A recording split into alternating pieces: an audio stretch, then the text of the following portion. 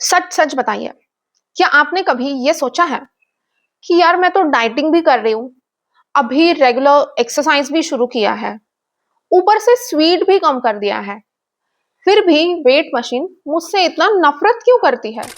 और सबसे फ्रस्ट्रेटिंग बात, जब आपके आसपास के लोग आपको बोलते हैं तुम ना ठीक से कंट्रोल ही नहीं करती, बस खाना कम खाओ और थोड़ा डिसिप्लिन रखो। लेकिन क्या हो अगर मैं आपसे कहूं कि पीसीओएस में कई बार प्रॉब्लम आपकी मेहनत नहीं होती, प्रॉब्लम बॉडी के अंदर चल रहा एक हार्मोनल गेम होता है।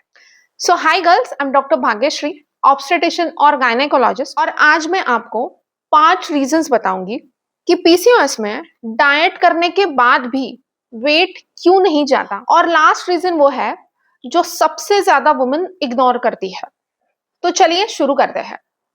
रीजन नंबर 1, आप ज्यादा नहीं खा रही है, लेकिन आपकी बॉडी ज्यादा फैट स्टोर कर रही है।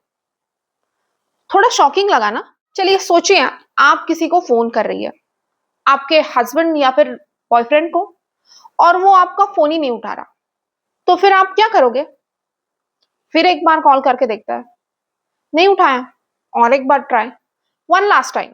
तो पीसीओएस में इंसुलिन कुछ ऐसा ही काम करता है। पीसीओएस में आपके सेल्स इंसुलिन को रिस्पॉन्ड ही नहीं करते, इसलिए बॉडी बार बार इंसुलिन भेजती रहती है। और जब इंसुलिन ज्यादा बढ़ जाता है तो आपकी बॉडी को एक सिग्नल जाता है कि भैया अभी फैट संभल के रखो। मतलब फैट बर्निंग स्लो हो जाता है और स्टोरेज डबल एक्सेल स्पीड से बढ़ जाती है। और इसी वजह से कई सारी वुमेन बोलती है कि मैडम मैं तो पहले जितना ही खा रही हूँ, फिर भी वेट लगातार बढ़ रहा है। और सबसे पहले ये फैट कहाँ जमा होती है? आपकी टमी पर। हाँ, वही स्टबन बेली फैट। और फिर जिसकी वजह से आपकी फेवरेट जीन्स पहनते वक्त कई बार एक्स्ट्रा स्ट्रगल करनी पड़ती है। Reason number 2, cravings. और नहीं, मैं विल पावर की बात नहीं कर रही हूं, मैं हॉर्मोन्स की बात कर रही हूं। एक सवाल का जवाब दीजिए, क्या कभी आपको शाम के 5 या 6 बजे अचानक कुछ मीठा खाने का मन होता है, या रात को फ्रिज के डायरेक्शन में पैर खुद चलने लगते हैं? अगर हाँ, तो वेलकम टू द क्लब। बहुत पीसीओएस वुमेन एग्जैक्टली यही एक्सपीरियंस करती है और फिर खुद को ब्लेम करती है, मैं वीक हूं, मुझसे कंट्रोल ही नहीं हुआ, मैं नहीं कर पाई।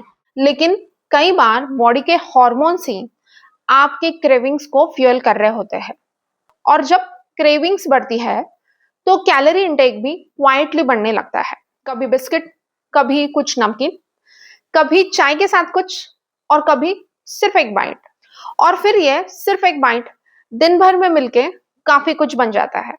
रीजन नंबर 3, अब जो मैं आपको बताने वाली हूं उसकी वजह से कई सारी लड़कियां गलत डायरेक्शन में मेहनत कर रही होती है।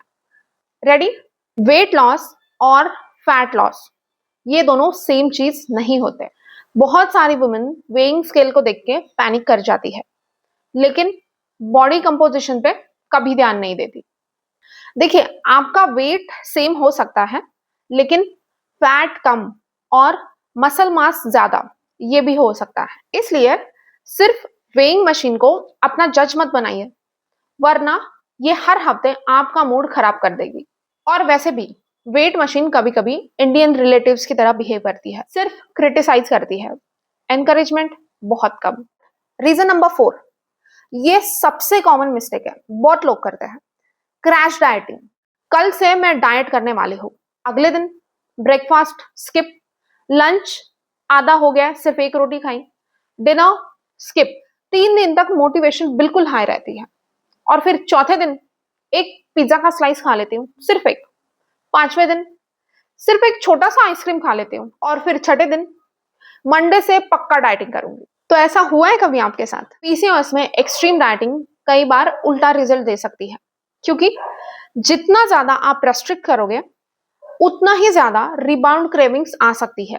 और फिर आपकी बॉडी भी काफी स्मार्ट होती है, उसको लगता है कि अभी कुछ तो गड़बड़ है, खाना बचा के रखो।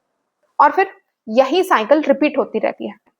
आप डाइट करते हो, उसके बाद क्रेविंग्स, फिर ओवर ईटिंग, उसके बाद आपको गिल्ट लगता है, फिर डाइट, और इसी में सालों चले जाते हैं और आपका वजन वही के वही रहता है। रीजन नंबर 5, और ये सबसे अंडररेटेड रीजन है, आप जो खाती है ना उससे ज्यादा आपकी स्लीप और आपका स्ट्रेस, ये दोनों मैटर करते हैं। मुझे पता है ये बहुत बोरिंग एडवाइस है, क्योंकि जब भी मैं अपने पेशेंट्स को बोलती हूँ उनको भी यही लगता है कि यार अभी ये डॉक्टर क्या ही बता रही है। लेकिन एक सेकेंड, क्या आपने कभी एक चीज नोटिस की है, जब आपकी नींद कम होती है तो नेक्स्ट डे आपको जंक फूड खाने का बड़ा मन करता है, क्रेविंग्स अचानक बहुत ज्यादा बढ़ जाती है, आपकी एनर्जी और पेशेंस बहुत कम हो जाता है, और एक्सरसाइज का मूड ही गायब हो जाता है। तो आपका स्ट्रेस भी आपके हार्मोन्स को अफेक्ट करता है, और फिर पीसीओएस वेट लॉस और डिफिकल्ट लगने लगता है। इसलिए पीसीओएस वेट लॉस सिर्फ आपके प्लेट की स्टोरी नहीं है, ये पूरी लाइफस्टाइल की स्टोरी है। इसमें आपके डाइट के साथ साथ आपकी स्लीप और स्ट्रेस मैनेजमेंट, ये दोनों फैक्टर भी बहुत इंपॉर्टेंट है। तो आज के वीडियो से सिर्फ एक बात याद रखिए, अगर पीसीओएस के साथ आपका वेट स्ट्रगल कर रहा है तो इसका मतलब ये नहीं है कि आप लेजी हैं या आप मेहनत नहीं कर रही है। कई बार बॉडी के अंदर एक हॉर्मोन्स का गेम चल रहा होता है, और जब आपको सही रीजन समझ में आता है तो आपकी फ्रस्ट्रेशन काफी लेवल तक कम हो जाती है और स्ट्रेटेजी भी बेटर बनती है।